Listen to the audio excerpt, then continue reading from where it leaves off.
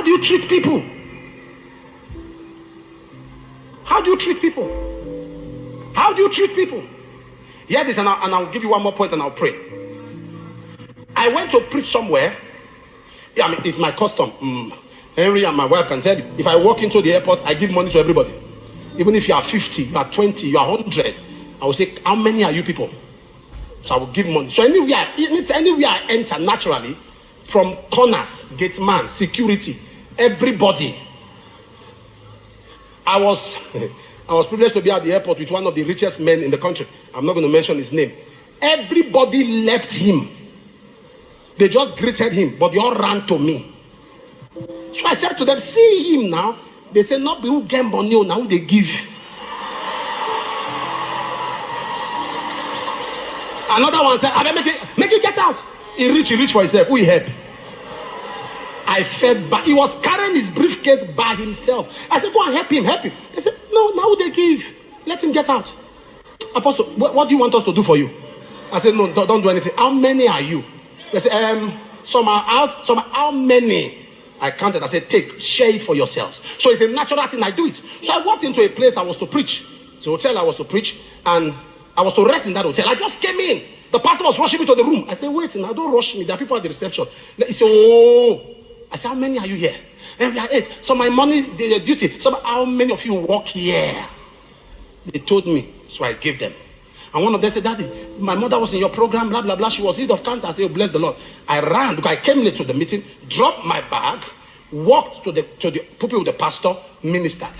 So the pastor allowed me and the protocol go. While I was going to the room, I greeted them at the reception. I come back. I said, you are in the evening session duty? They said, yes. Did they share money? They knelt down. They gave all of us, sir. Thank you, sir. Thank you, sir. While I was going, the lady who spoke about her mom squeezed a paper in my hand and winked at me with one of her eyes. I said, what did they worry this one?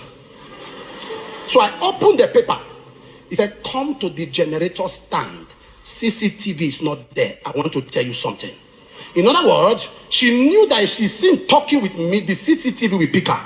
So the generator place where the CCTV has no camera. When I walked there, she sneaked in from the back. Inside, they didn't see her. Me, I walked around. When I got there, I stood. I said, what's the matter? He said, don't enter your room. I said, what? He said, while you were there, that pastor left. And I remember, the man left the pulpit. He said, he came back here with some people. Somebody was holding a nylon bag. It's like they dropped something in your room. Don't enter. He said, sir, hold on. He said, sir, this out to go so that the camera does not pick you. Those people are criminals. So told me how I manipulated myself, and I sat down.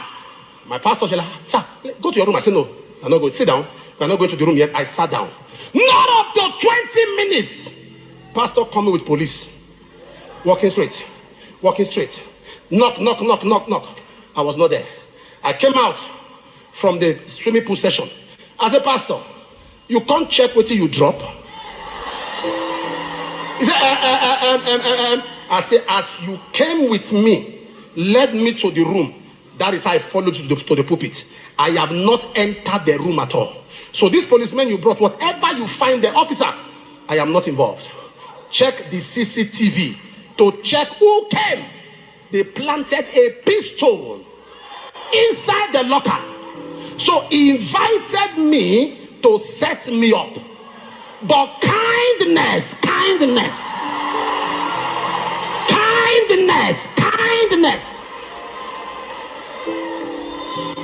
So I would have been lying down in the room, but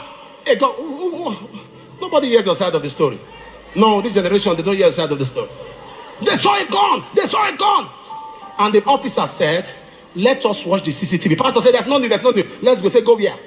You gave an allegation about firearm. That is now a crime against the state. Firearm.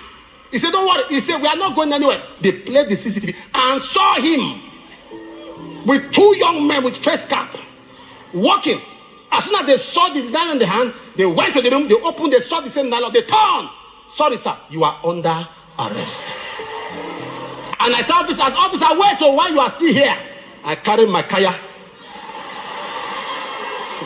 While you are still here to bear witness, While I was walking out, I looked at the girl and I winked at her, and she did like this, and we walked away.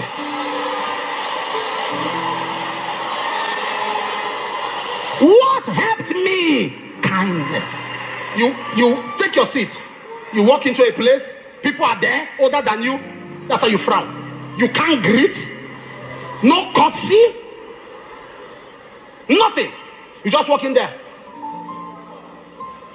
So you can't greet. Where did they use greeting do? Did they chop arm? Did they chop arm? Did they chop arm?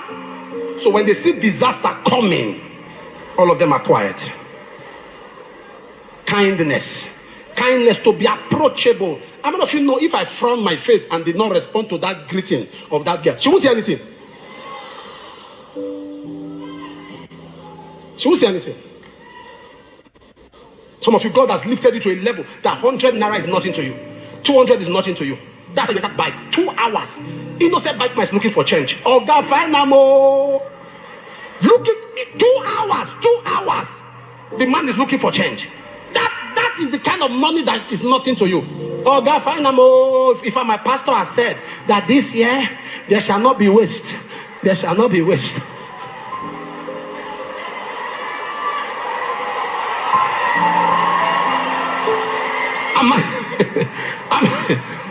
Am I communicating right now? Tell 5 people, be kind to people. Be kind. Look at that. Look at this.